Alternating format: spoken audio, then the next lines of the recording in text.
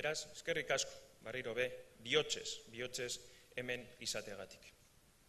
Aurton Bizkaiko Foru Aldundiaren Gobernu Kontseiluak 2013ko garagarriaren 2ko batzarrean dekretu bat onetsi dau. Bizkaitar Argia Ilustre de Bizkaia 2013 sari hori emoteko. Biktima guztioi, todas las víctimas. Indarkeria erabili duten talde guztien biktimei. Etaren, Galen, Batallon Basko Espainolen biktimei. Zein frankismoak gerra zibilaren ondoren ezarritako errepresioaren biktimei, bereziki, Bizkaiko Foru Aldundiarekin zerikusia zutenei. El Consejo de Gobierno de la Diputación Foral de Vizcaya, celebrado el 2 de julio del 2013, aprobó el decreto de concesión de la distinción Bizkaitar Argia Ilustre de Vizcaya 2013 a todas las víctimas, víctima guztioi, a todas las víctimas de todo tipo de grupos violentos, a todas las víctimas del terrorismo de ETA, GAL, Batallón Vasco Español y de la represión franquista tras la Guerra Civil, con mención especial a aquellas que estaban vinculadas a esta Diputación.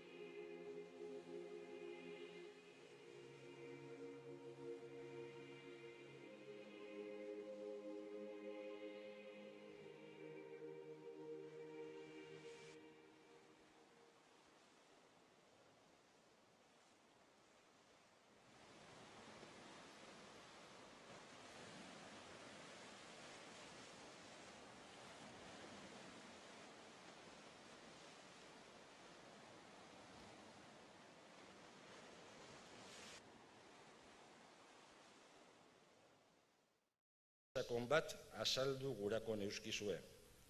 Jaungoiko, adarri, ideologia, proiektu politiko, gizarte iraultza, interes pertsonal edo kolektibo batek be ez dau justifikatzen beste pertsona bat hiltzea.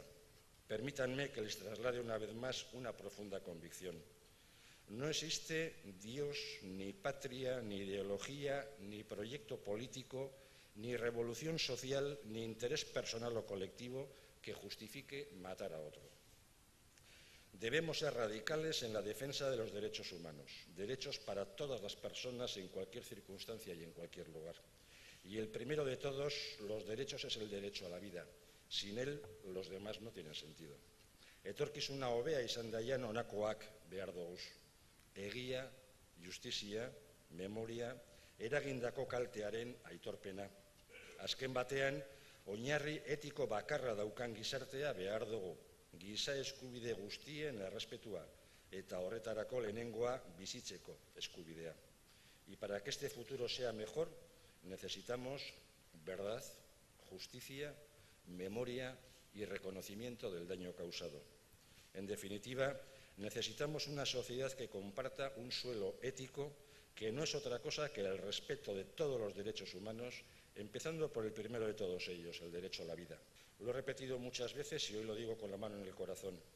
Descolgar el cartel que presidía el Palacio Foral con el lema Bakea behar dugu era uno de mis anhelos al acceder al cargo de diputado general. Otra de mis esperanzas es formar parte de una sociedad capaz de superar un trance como el de la violencia, una sociedad capaz de compartir la vida. Les confieso que espero haberlo cumplido más pronto que tarde porque merece la pena. Azken eskari bat orain. Eragile politiko eta sozial guztiei eskatzen deutset trabarik ez ipinteko, hormarik ez altzatzeko. Kontrakoa, zubiak eraiki behar doguz. Bizikidetza eta berralkarketa erraztu behar doguz. Danok gustora egoteko moduko gizarte batera igaro gaitezen. Y una última petición. Pido a todos los agentes políticos y sociales que no estorbemos, que no alcemos muros, sino que tendamos puentes y facilitemos la convivencia, el reencuentro, el tránsito a una sociedad en la que todos podamos estar un poco más a gusto.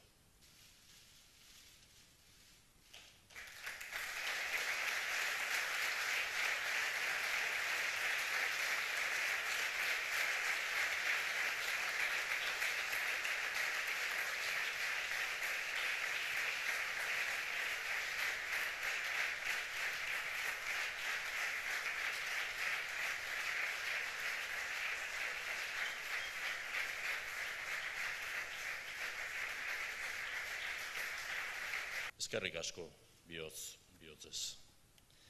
Bizkaiko Argiak oroimenaren eta bizikidetzaren institutua argituko du.